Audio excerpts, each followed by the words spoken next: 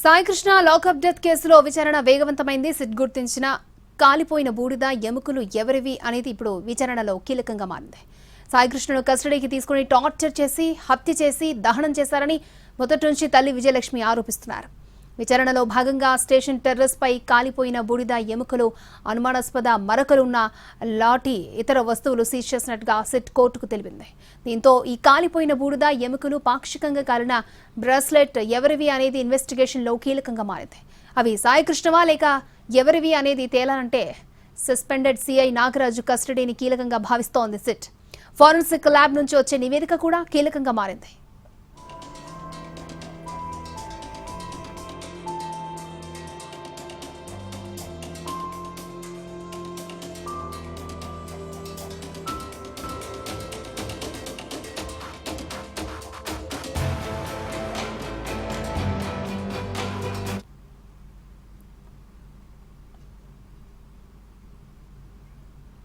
Saikrishna lockup death కేసులో విచారణ మరింత వేగవంతమైంది. సిట్ గుర్తించిన కాలిపోయిన బూడిద ఎముకలు ఎవరివి అనేది ఇప్పుడు విచారణలో కీలకంగా మారింది. పూర్తి డీటెయిల్స్ తెలుసుకుందాం. మా ప్రతినిధి శ్రీకాంత్ మనకి లైవ్ లో అందుబాటులో ఉన్నారు. శ్రీకాంత్,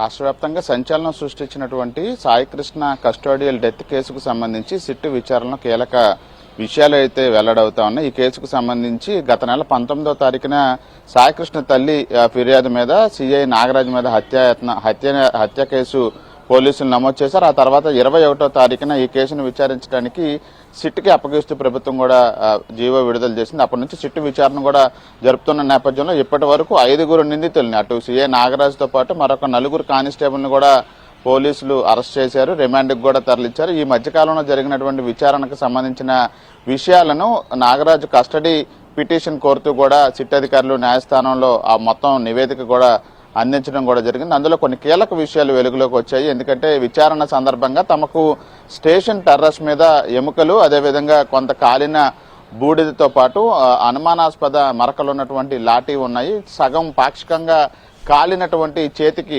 వ్యక్తులు వినియోగించేటువంటి బ్రాస్లెట్ లాంటిది గుర్తించామని కూడా సిట్ కోర్టుకు సమర్పించినటువంటి నివేదికలో పేర్కొంది. కస్టడీకి ఇవ్వాల్సిన అవసరాన్ని కూడా ఈ వివరాలన్నింటినీ కూడా వెల్లడించడం ద్వారా నాగరాజుని కస్టడీకి కోరింది. ఎందుకంటే సాయికృష్ణ చనిపోయిన తర్వాత ఆ మృతదేహాన్ని సిఐ నాగరాజు మరికొంతమందితో కలిసి దహనం చేశారు, బూడిదైనా ఇప్పించాలని చెప్పి సాయికృష్ణ తల్లి మొదటి నుంచి కూడా డిమాండ్ చేస్తున్న నేపథ్యంలో సిట్ విచారణలో కృష్ణలంక పోలీస్ స్టేషన్ టెర్రస్ మీద కూడా కాలినటువంటి బూడిద, ఎముకలు ఇవన్నీ కూడా గుర్తించడం అనేది ఇప్పుడు కొంత కీలకంగా మారింది. వీటన్నిటినీ కూడా ఇప్పటికే ఫోరెన్సిక్ ల్యాబ్కి సిట్ అధికారులు తరలించారు. దాని నుంచి అసలు ఆ బూడిద, కాలిన బూడిద కానీ, ఎముకలు కానీ, అదేవిధంగా లాఠీ మీద ఉన్నటువంటి మరకలు కానీ అవి ఎవరివి అనే అంశం ప్రస్తుతం ఫోరెన్సిక్ ల్యాబ్ ఇచ్చే నివేదిక ఇందులో కీలకం కాబోతా ఉంది. మరొక వైపు సిఐ నాగరాజుని కస్టడీకి ఇచ్చినప్పటికీ కూడా అతన్ని రాజమండ్రి సెంట్రల్ జైల్లో విచారించమని ఆదేశాలు ఇచ్చారు. దానివల్ల ఆయన స్టేషన్ పరిధిలోనే ఆయన విచారించాల్సిన అవసరం ఉంటుంది.